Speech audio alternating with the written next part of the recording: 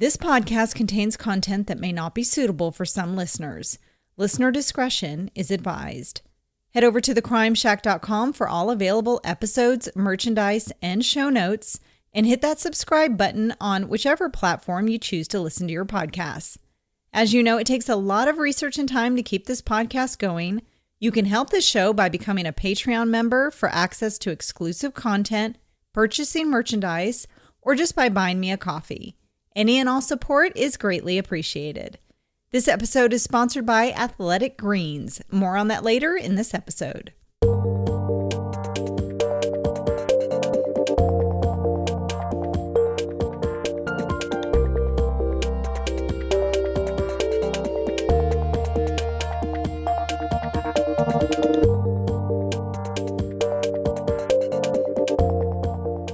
We live in a world of instant gratification. We seek approval and validation from strangers online on a daily basis.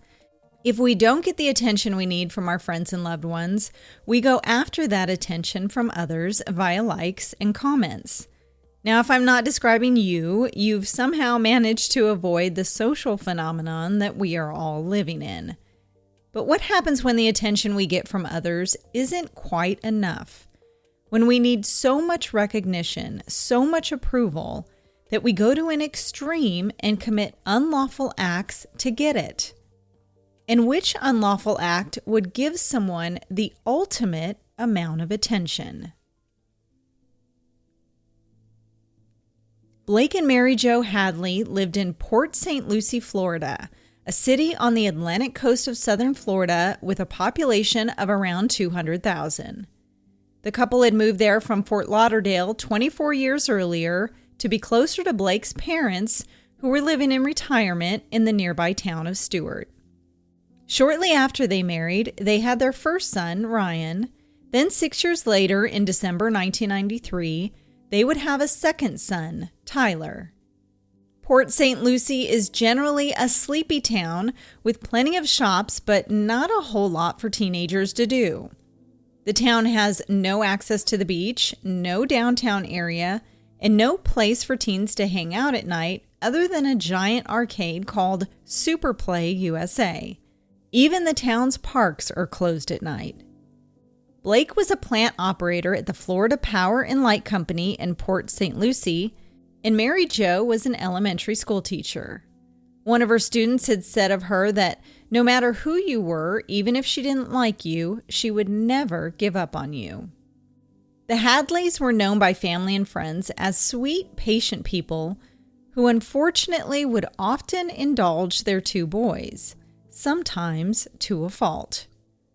Both boys were close to their parents, but in his teen years, Tyler began having problems and started skipping school and began buying, using, and selling drugs. His classmates recalled that he had a bizarre personality and would just blurt stuff out in class, and that one time he started mooing loudly, like a cow. In June 2010, Tyler was driving his father's car when he hit and injured a child, resulting in a $15,000 civil lawsuit. His parents, frustrated with his drug use, enrolled him in an outpatient drug treatment program. The treatment was not successful as Tyler continued to use. Since he was a young child, Tyler talked about wanting to kill his parents. Mark Andrew, one of his friends, recalled a time when Tyler was 10 years old when he showed up at the Andrews house after a fight with his mother. He told Mark and his brother that he vowed that he would kill his parents. Mark told him that all parents piss off their kids. Once Tyler calmed down, he eventually agreed with him, and the two laughed it off. Over the years, Tyler had received counseling for depression, for an eating disorder, and for poor self-esteem. Mary Jo herself suffered from depression and was concerned that Tyler might have inherited that from her.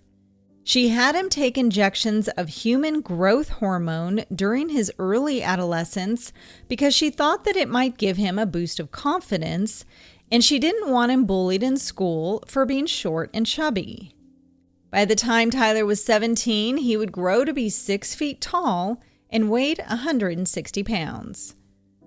On April 10, 2011, Tyler got into a fight at a friend's house and was arrested for battery. Because he had a juvenile record from a previous burglary conviction, he was sentenced to a week at St. Lucie County Jail and then 2 weeks of house arrest with his parents. In June 2011, Tyler came home high on drugs following a night in which he'd urinated on his friend Desiree Gerhard's bed. Utilizing the Baker Act, Mary Jo and Blake admitted him to New Horizons, an inpatient mental health clinic where he was forced to attend counseling daily. Under Florida law, the Baker Act allows for parents to commit their children, if they're under the age of 18, to involuntary psychiatric treatment. Tyler's parents also took away their son's cell phone as punishment. A concerned coworker asked Mary Jo if she was worried that Tyler might hurt her, but she said she was only worried that he might hurt himself. In early July 2011, after going through treatment at New Horizons, Mary Jo was excited about Tyler's progress, telling friends that he was over the hurdle and that she felt he was back to his old self. But Tyler was not back to his old self. He would exchange Facebook messages with his friend Isadora, where he said he was considering suicide because he just wanted to die, and that he drank to excess because, quote, "it fills the emptiness inside me."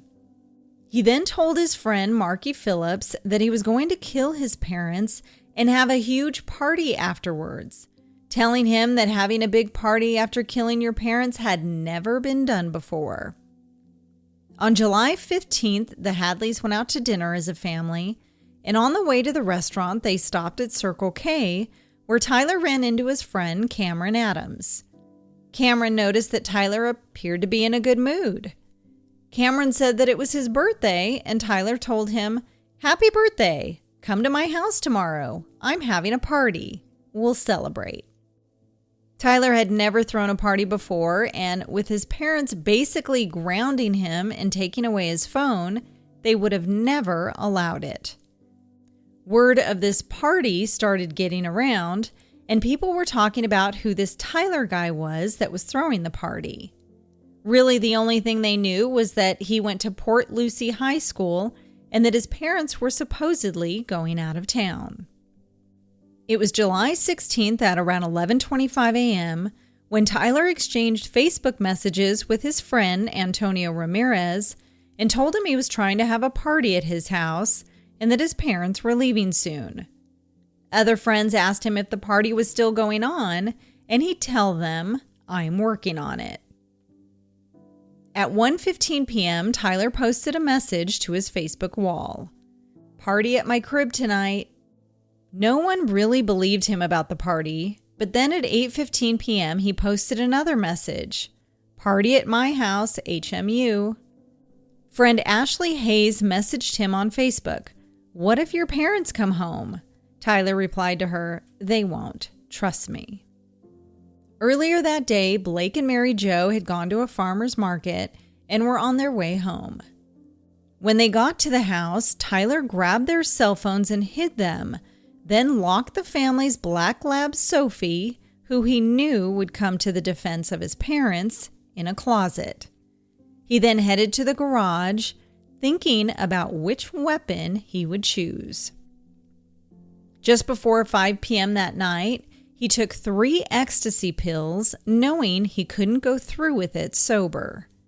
Ecstasy is a psychoactive drug that alters your sensations and causes increased energy, empathy, and pleasure.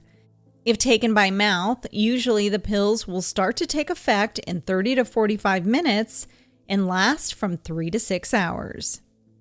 He also listened to Feel Lucky by rapper Lil Boosie to get himself psyched up for what was about to happen. Mary Jo was sitting and working at her computer in the family room when Tyler walked up behind her and stood silent for about 5 minutes, just watching her, not saying a word. He then struck his mother in the head with the back end of a 22-inch claw hammer. When he began striking her, she screamed and yelled, "Why? Why?" Blake, who was in his bedroom at the time, heard his wife's screams and rushed out to see what was happening. He saw Tyler striking Mary Jo and stood there frozen in complete shock. Tyler turned around and saw his father standing there frozen.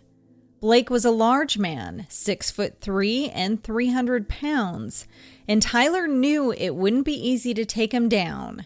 So he took the opportunity, with Blake standing there in shock, and lunged at him. Before he struck his father with the hammer, Blake yelled out, "Why?" And Tyler responded with, "Why the fuck not?" He kept repeating this question while he beat his father to death. After both his parents were dead, he wrapped towels around their heads and dragged their bodies into their own bedroom, laying them face down on the floor and threw the hammer in between them. For the next 3 hours, he cleaned up the blood with towels, Clorox wipes, and coffee grounds. He threw the towels and wipes on the bed and grabbed anything that reminded him of them, pieces of furniture, files, books, and family photos, and threw it all on top of their bodies. He then took a shower and looked at his reflection in the mirror and laughed. He grabbed his parents' debit cards and drove to an ATM where he took out about $5,000 in cash from their account and purchased supplies for the party. In between this time, he would check up on social media to make sure that word was getting around about this massive party he was about to throw. It was around 11:30 p.m. when Mike, a popular athlete, arrived with about 10 of his friends at the Hadley house. Mike didn't really know Tyler, just knew that he was the quiet kid who used to shout randomly in class. Tyler's friends, potheads, juvenile delinquents, pill poppers, were not the same crowd that Mike hung around with. Tyler answered the door wearing a long black t-shirt, black shorts, and black Nike Air Force high-top sneakers. He seemed to be super anxious. His pupils were dilated, and he kept rubbing his hands together and clenching his fists. He told Mike and his friends, "I don't want no one smoking inside. It's my parents' house." When 12:15 a.m. rolled around, about 60 people showed up, and the majority of them had no idea who Tyler was. The high schoolers played ping pong in the kitchen, rubbed out cigarettes on the walls and on the carpet, scrounged for food in the kitchen, tossed empty beer cans outside, and urinated on the neighbor's lawn. The house was filthy, even before the party began, but some of the kids noticed that the computer was even dirtier than the rest of the house. The keyboard had tacky, brownish dried liquid on it. With the teens going in and out of the house, Tyler was getting nervous that the neighbors were going to call the cops. So he told everyone, "Actually, stay in the house. You can smoke inside. I don't care." Kids at the party kept asking Tyler where his parents were. He would tell them that they went to Georgia or Orlando, or that they didn't live there, that it was his house. Crowds continued arriving until there were about 100 people in the house. At 12:30, beer was running low, so Tyler asked Mark Andrews and his girlfriend Ashley Gershman to drive him to the gas station. Tyler gave some cash to Mark, who was 21, so that he could go in and buy the beer. While Mark went inside, Tyler and Ashley stayed behind in the car. Tyler told her that his father had died, but Ashley, who didn't know him too well, assumed that he meant his father had died a long time ago. When they got back to the house, a boy was walking around with a baggie of round white pills, selling them for $1 each. Another kid was selling marijuana. Another teen, Anthony Snook, showed up at around 12:45 because someone had sent him a text that said that Tyler's party was the biggest thing ever. Snook noticed that the door to the primary bedroom was closed, and assuming that someone was inside getting high, he tried the door, but it was locked. He looked down and noticed a black smear about a foot long beneath the door. It looked sort of like oil-based paint that someone had tried to wipe off the floor. A collegiate soccer player arrived at 1:15 a.m. and said that the first thing he noticed in the house was the smell. It smelled like sweaty clothes that had been sitting around too long. The place was dirty, the white ceramic floor tiles were grimy, and picture frames were obviously missing from the wall. He asked if there were any house rules, and Tyler told him, "Just do whatever you want." During a game of beer pong, the ball bounced to the floor and rolled beneath the table. One of the kids went to retrieve it and noticed it was stuck in a sticky, thick brown liquid. They didn't think much of it and just picked it up and rinsed it off in the kitchen sink. As Mark Andrews was leaving the party, Tyler asked if they could speak privately. They went outside and ordered all the kids standing there to get back into the house so that his neighbors wouldn't call the cops. Once everyone was inside, Tyler turned to Mark and told him that he might go to prison, that he might go away for life. Mark couldn't figure out what he was talking about, and Tyler told him that no one was going to believe him, that he killed someone.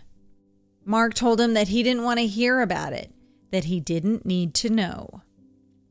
Tyler then told a few other kids at the party that he was going to kill himself because he did something really bad, and that he was going to go to jail for a long time. The kids just brushed him off. They knew that he was always saying weird stuff. At around 1 a.m., Tyler went for a walk with his best friend, Michael Mandel, and confessed to him what he did to his parents. Michael didn't believe him, but after they got back to the house, Tyler told him to look in the driveway. Both of his parents' cars were there. So if they weren't home, why were their cars still there? Still not believing him, Tyler told him to look in the garage. When no one was watching, Michael snuck into the garage and turned on the light. On the floor, he could see what looked like a bloody shoe print. After seeing the blood in the garage, he started spotting blood on the floor near the computer and kitchen table and near the primary bedroom. He tried to open the door to the bedroom, but it was locked, so he went around to the back bedroom door, which was located near the pool. When he pushed the door open slightly, it looked like someone had dumped a bunch of furniture and other stuff in the room. He then spotted a thick white leg buried under the pile of rubble. Stunned at what he saw, but not really knowing what to do, he stayed at the party another 45 minutes, pausing for a minute to take a picture with Tyler, knowing that it was likely the last picture he'd take with him. I was just introduced to AG1 by Athletic Greens, the all-in-one nutritional supplement that covers all the bases with 75 high-quality vitamins, minerals, and whole food source superfoods, probiotics, and adaptogens that support gut health and the immune system. Right now, it's time to reclaim your health and arm your immune system with convenient daily nutrition. It's easy. One delicious scoop with a cup of water, and that's literally all you need for your entire day. It's vegan, paleo, dairy-free, gluten-free, and keto-friendly, and is trusted by leading health experts such as Tim Ferriss and Michael Gervais. To make it easy, Athletic Greens is going to give you a free 1-year supply of immune-supporting vitamin D and 5 free travel packs with your first purchase. All you have to do is visit athleticgreens.com/emerging. Again, that's athleticgreens.com/emerging to take ownership over your health and pick up the ultimate daily nutritional insurance. It was around 2 a.m. when about 14 cars left the party. With their music blasting, they revved their car engines as they tore out of the Hadleys' driveway, getting the attention of the neighbors. Neighbor Rayanne Wallace had enough. She couldn't understand how the Hadleys would allow Tyler to throw such a noisy party. Rayanne had known Tyler since he was born. She thought highly of the family and of the Hadley boys. She recalled that Tyler was a happy kid and was very respectful and polite. She knew that he liked to skateboard, ride his bike, and toss a football in the street. When her and her husband would go away for the weekend, she trusted Tyler and paid him to watch their house. As far as Rayanne knew, he seemed close to his parents. He'd wait up at night for his dad to return home from work, and they'd play basketball for hours in the driveway. During the weekend, she could hear the Hadleys hanging out and laughing in their backyard pool. But that all changed when Tyler entered high school. He became eccentric and troubled and acted hyper all the time, always trying to get attention. Another of the Hadleys' neighbors, Dee Dee Maynard, refused to let her son be around Tyler after she caught him smoking in the nearby River Park Wildlife Preserve with other teen boys. When she confronted Mary Jo about it, she seemed dismissive and told her that, "My son doesn't smoke." When Dee Dee confirmed that she saw him smoking, Mary Jo just said, "Well, you know Tyler."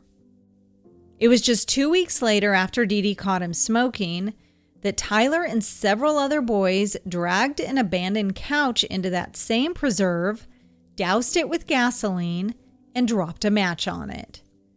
The fire department was called, but they only gave the kids a warning. When a group of boys from the party walked onto Rayanne Wallace's front lawn and started peering in her window, she called the police. A couple of officers from the Port St. Lucie Police Department arrived within minutes. When they rang the Hadleys' doorbell, Tyler told the 20 or so people left at the party to stay quiet and go and hide in his room. He then opened the door. The cops explained to him that there had been noise complaints, and Tyler made some excuse to them about friends being over and that they'd keep it down. The cops eventually left. By 2:30 a.m., more people began heading back to the party. Paranoid that the cops were going to come back, Tyler began checking the windows, closing the blinds, and turning off the lights in the front room. Just before 3 a.m., people finally began to leave, and Ryan Stonecipher, one of Tyler's best friends, recalled that before he left, he saw Tyler making himself a sandwich in the dark. Michael Mandel was also just about ready to leave the party when he grabbed 10 Percocet pills that Tyler had told him he was going to use to commit suicide and hid them inside a hall closet. Then he left the Hadley house and decided that he needed to do something about what he'd seen in the house and what Tyler had confessed to them. He then made a call to Crime Stoppers at 4:24 a.m., a local crime hotline, and told them everything. 2 other individuals who were at the party, a girl and a boy who are unidentified, also called 911. He's claiming that he killed his parents at about 5 o'clock last night. I guess they're constantly fighting, and they're supposed to be in their bedroom. He told me that the kid got up, and he was like, he told me that, like, the gist of it, that he did something to his parents. I was like, bro, I don't want to know any details. Okay, did he say, like, specific, like, did he hurt them? Are they still alive? Right. No, like, my understanding of it was that he killed them. His parents are supposed, like, the bodies are supposed to be at his house, apparently. That's my understanding of it. It all got jumbled up. I mean, like, I'm really, like, scared, like, confused, you know? I don't think anyone would be this serious about take it this far. So I don't think it's a joke. And, like, I don't know. I think he really needs help. At 4:40 a.m., Tyler posted another message to his Facebook wall. "Party at my house again, HMU."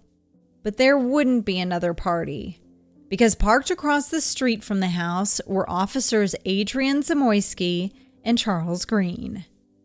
They'd been called back to the house after receiving the Crime Stoppers call from Michael Mandel.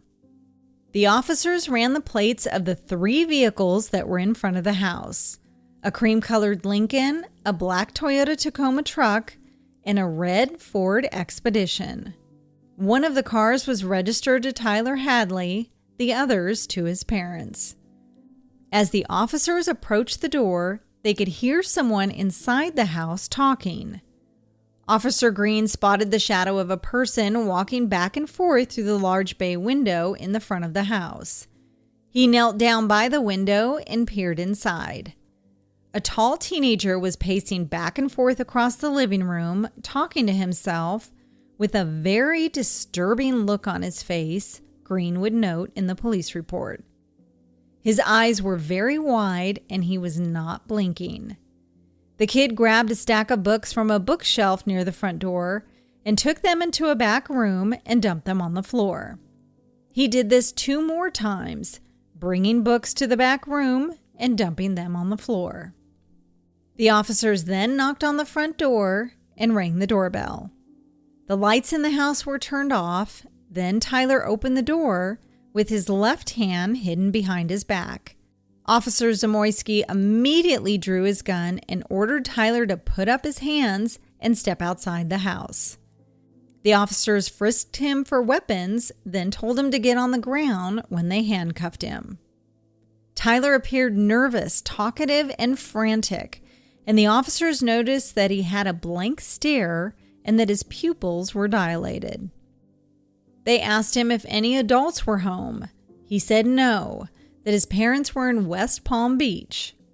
Then he said, "I know I'm going to Rock Road," referring to St. Lucie County Jail, "so just take me." Ignoring his comments, the officers left him handcuffed in the driveway and entered the house as Tyler screamed behind them, "You can't go in there! Don't go in there!" The house was a mess. Beer bottles and red Solo cups littered the floors and counters, and furniture was turned over throughout the house. Tyler's bedroom had unraveled cigars scattered on the floor, and about a dozen empty beer bottles were on his bed, along with a woman's purse. In the other bedroom, which was Ryan's bedroom, the furniture in the room was turned over, and clothes and bedding were thrown on the floor. Inside of a locked closet, they found a black Labrador. The officers went into the kitchen where there were pots and pans on the stovetop. They then made their way to the primary bedroom, but the door was locked. They could see streaks of dried blood on the door frame and baseboards, and one of the officers turned the knob hard enough to force the door to open. Inside the room, they saw pieces of furniture piled up, including dining chairs, a coffee table, mirrors, clothes, towels, and paper. They could see a large amount of blood on the floor, as well as a blood-soaked towel. Underneath the towel, they could see the body of 54-year-old Blake Hadley. They continued navigating through the piles of furniture and found a second body, 47-year-old Mary Jo Hadley. When news of Tyler's arrest hit the news, the teens who had attended the party started to get phone calls and messages about what had happened, that Tyler's parents had been dead in the house during the entire party. One of the attendees named Mike said, quote, "I was like, damn, brother, that's creepy as hell. I can't believe we partied last night where there was dead people."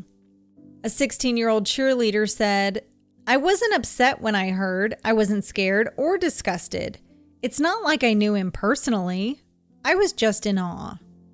And when attendee Anthony Snook found out about the murders, he thought, "Wow, I just went to the party of a lifetime. It's messed up what he did, but 20 years from now, I'll be able to say I was there. I hate Port St. Lucie, but that's kind of cool."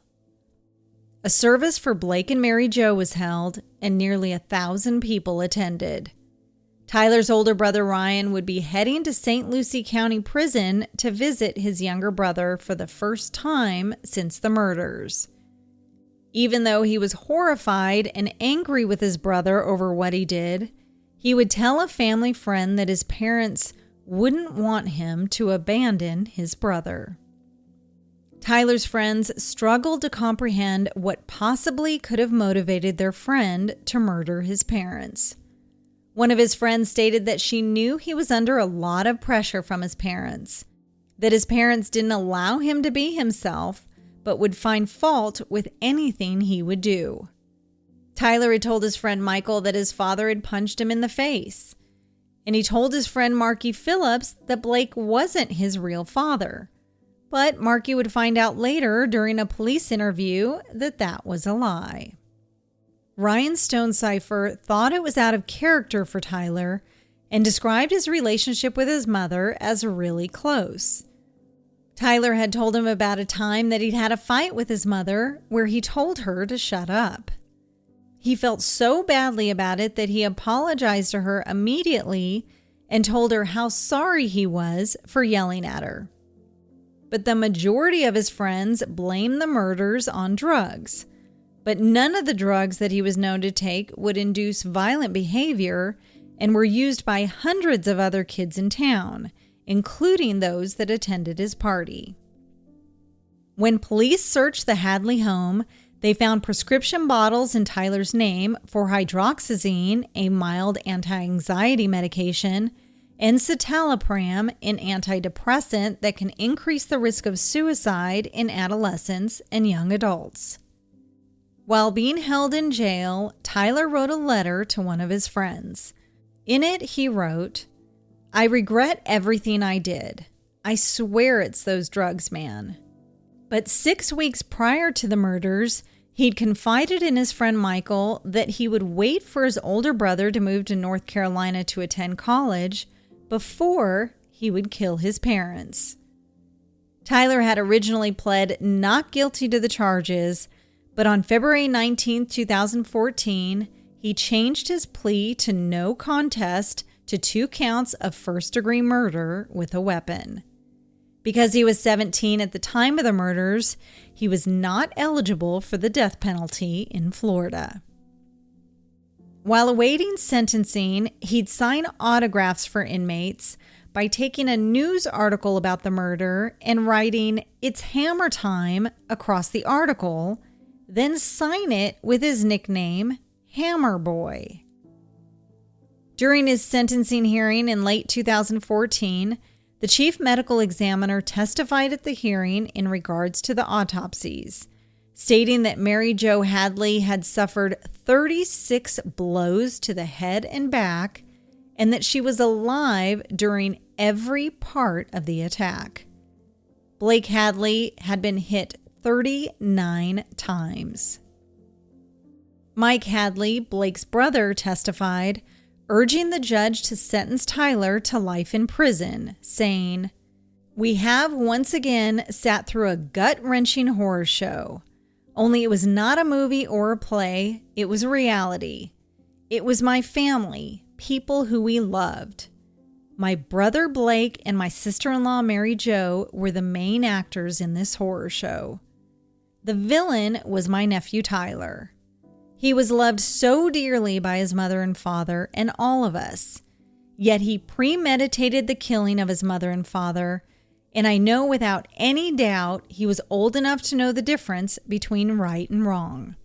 He carried out his evil act of pure selfishness and enjoyed every minute of horror he inflicted on his loving parents. Then he goes and celebrates his long planned out accomplishment by throwing a drunken party with friends."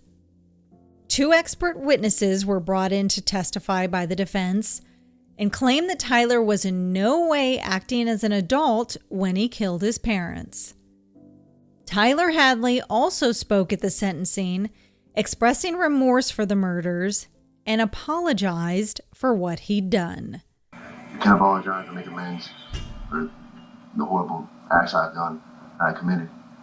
Not a single day goes by that I don't think about my parents or my whole family that I've affected by this. I'd like to direct this to my entire family, all of them, everyone, all of them. I don't expect forgiveness, and I know they'll never forgive me, and I'm not expecting forgiveness. His public defender claimed that Tyler was not an adult with a sound mind when he committed the murders. In fact, it is the state's evidence that shows this was the result of a severely mentally ill child. But prosecutor Tom Bakadaw wasn't having it and said that Tyler was a cold-blooded killer. He is done. No jury in the world would buy the insanity defense in this case. The judge then sentenced Tyler Hadley to 2 life sentences without parole. The court takes no pleasure in imposing this sentence. The court finds that the defendant, at the time of the homicides on July 16, 2011, was not suffering from a severe major depressive disorder. It is hereby the judgment and sentence of the court that as to both counts 1 and 2, the defendant be sentenced to life without the possibility of parole. But in December 2018, his sentence was overturned on appeal, and he was resentenced to life in prison with an added judicial review mechanism in place, which basically is the power of the courts to declare that acts of the other branches of government are unconstitutional and thus unenforceable. Tyler often writes to his grandparents in prison. In one letter, he mentioned a psychiatric pill he'd been taking the time of the murders and said that, quote, "I wish I never started taking that damn pill. None of this would have ever happened." Ryan Hadley, Tyler's older brother, who was 23 years old at the time of the murders, was designated as Tyler's legal guardian and the executor of his parents' estate. He's written a book about surviving tragedies called 1,000 Fireflies, Living in the Aftermath of My Parents' Murders. I'll put the link for the book in the show notes for this episode. In 2015, the Hadley home was demolished. In August 2018, Tyler spoke with a state-hired psychologist for more than 3 hours. Not really giving a solid reason why he killed his parents, he said that he has recurring dreams in prison that take him back to his parents' home, saying, quote, "I know, like, in my mind they're dead in the bathroom, and I feel scared. I feel extremely frightened.